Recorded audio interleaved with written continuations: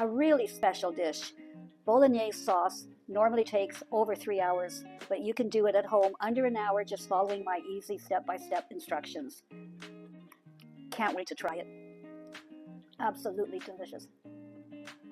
Just want to give a major shout out to all my subscribers. I love that you're following my recipes, and I hope that you are following them step by step, because you too can serve this wonderful, delicious food, and you can do it quickly, easily, and with very little effort. I'm so glad you're joining me today. Come cook with me, I'm Stella V. And today we are preparing one of the most wonderful and traditional of all Italian sauces, the sauce that is called the king of sauces, Bolognese. Bolognese is one of those treats that normally you would spend hours and hours in your kitchen because it needs to simmer stovetop for at least 3 hours to develop those rich flavors. But today, you're in for a treat. Follow along, step by step, I'll show you how to prepare a delicious Rigatoni Bolognese. You can see what I have in front of me, and this is all you need to prepare this delicious meat sauce. We have ground meat. You can have your choice of veal, pork, or beef, or any combination of. Today I'm using beef because that's what I happen to have. Along with that, we'll need some tomato and our 3 bases for any wonderful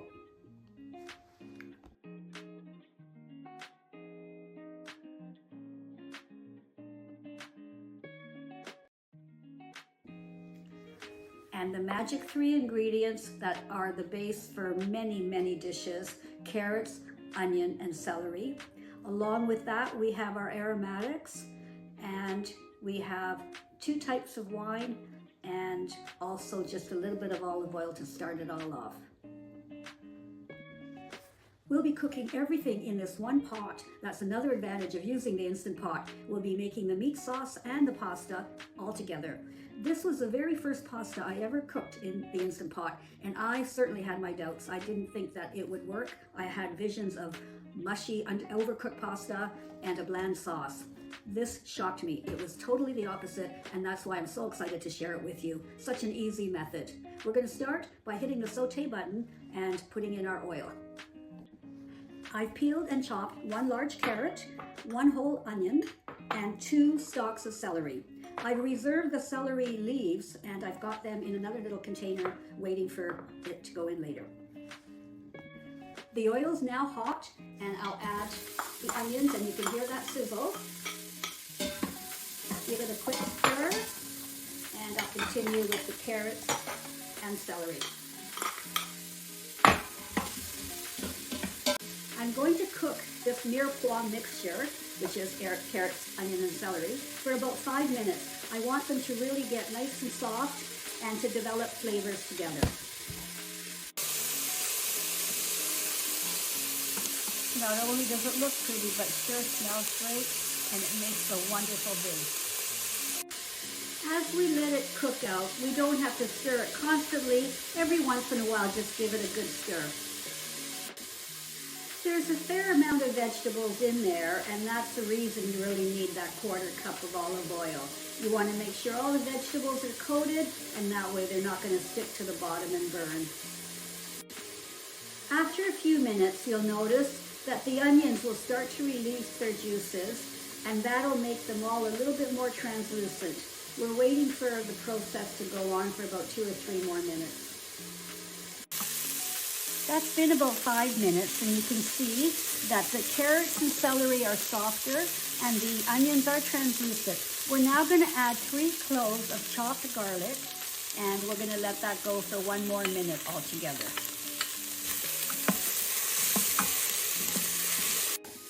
Check the bottom of your pot. If it's starting to look like it's burning in places, you can add a little bit more olive oil, because now we're adding the ground meat to it, and there might be the need for some extra oil. That's the look we're going for. The pieces are small, broken up, and they're starting to brown nicely. We're at the stage now where the ground meat is perfect. It's completely broken up, it's browned nicely, and we're going to now make sure we add a lot more flavor. We've got 3/4 of a cup of red wine. It's a dry red wine. I'm using a Merlot, but you can use anything that you like to drink. And to that, we're adding 1/4 cup of a dry white wine. I've got a Pinot Grigio, again, whatever you like to drink, as long as they're both dry. I've added the red wine and the white wine. The next step is going to take about 10 minutes. We are going to let the wine simmer with all the meat and those beautiful vegetables for 10 minutes. This step is really important because it really helps to develop that rich flavor. Again, it seems like 10 minutes might be a long time, but it sure beats 3 hours stovetop. It smells wonderful. That wonderful red wine and all those vegetables, the meat. This is a meat sauce, and we are going to taste that meat. While we're waiting for the flavors to develop in our sauce, now's a good time to talk to you about my favorite product in the kitchen, Microplane. If you don't have a zester from Microplane, you really, I encourage you to get one. Makes all of our little jobs so easy. And grating cheese, hard cheeses like the Parmigiano Reggiano we're going to finish off this dish with, is a breeze. You simply effortlessly slide it over the sharp laser cut rasp, and we tap it, and here you have wonderful grated cheese in no effort whatsoever.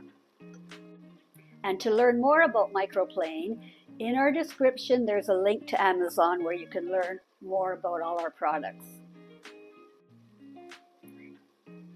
It's been 10 minutes and you can see what we're looking for. All the alcohol from the wine has burned off, leaving behind a ton of flavor. It's now time to add some tomato. I've taken a 28-ounce can of whole tomatoes. I've crushed them myself. Now, you don't have to do that step. You can buy crushed tomatoes and that'll be the same, but I just like to use the whole ones and crush them. I'm adding the tomatoes to the meat, and even though there's tomato in here, this is a meat-forward sauce. The tomato just adds a little acidity and a little body, but the reason we've used 1.5 pounds of ground meat is because we want a really hearty meat sauce. We're almost done. Time to add our aromatics. I've got 2 teaspoons of Italian seasoning. I've got 1 teaspoon of salt.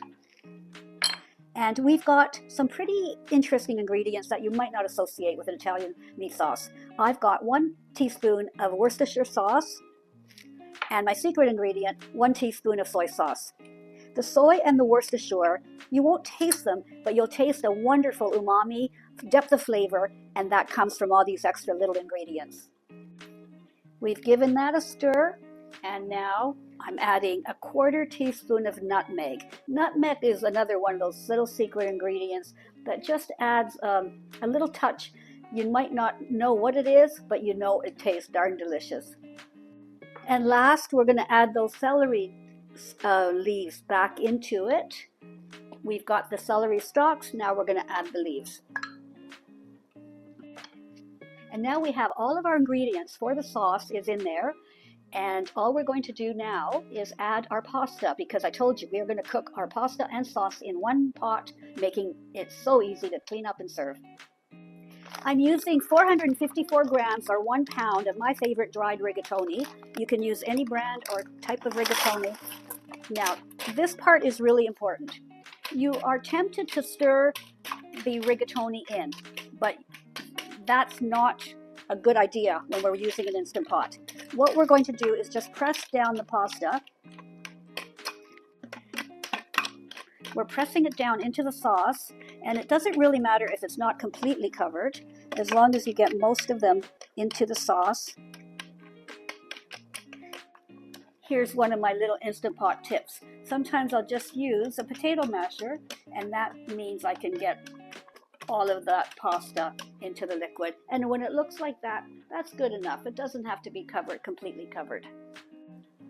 Really important, don't stir, press them down into the liquid. We're going to be turning off the saute function and putting the lid on to pressure cook. Our final step, we've locked the lid in place. It's sealed at the sealing position, and we are going to be pressure cooking for 6 minutes. Wasn't that easy? That's all there is to it. We have our pasta and our meat sauce, our Bolognese meat sauce, cooking for the final 6 minutes. We're going to do 1 minute of natural release, followed by a quick release, and we will have rigatoni alla Bolognese. Just want to give a major shout out to all my subscribers. I love that you're following my recipes, and I hope that you are following them step by step, because you too can serve this wonderful, delicious food, and you can do it quickly, easily, and with very little effort. And if you want the whole recipe, look in the description. There's a link, and you can click on the link. It'll ask you for your email, and we'll send you the recipe directly to your inbox. And if you're not a subscriber, click that link. We'd love to have you join our list.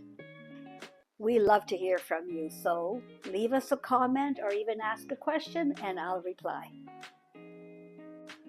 The countdown is on. We're from 6 minutes going down to 0, and we also have the keep warm button on. The 6 minutes is counted down, and we are just going to wait 1 more minute before we release that back valve to remove the rest of the pressure in the pot. We finished our 6 minutes of cooking, and now I'm going to release that back button and any of the pressure in the pot. There, the pin has dropped. We're able to open and take a look. Oh my goodness. The smell is incredible. The sauce looks fabulous, and we can't wait to taste it. Doesn't that look amazing? I wish you could smell it. Rigatoni with an amazing Bolognese sauce, under an hour. All we need to finish it off, a little bit of Parmesan Reggiano and a fork. A really special dish. Bolognese sauce normally takes over 3 hours, but you can do it at home under an hour just following my easy step-by-step instructions. Can't wait to try it.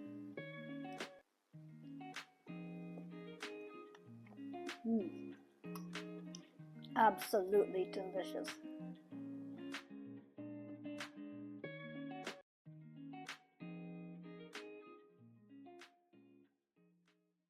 Hi, come cook with me because I'm Stella V. And if you like what you see, hit subscribe, leave a comment, tell me that you've subscribed, and I'll reply.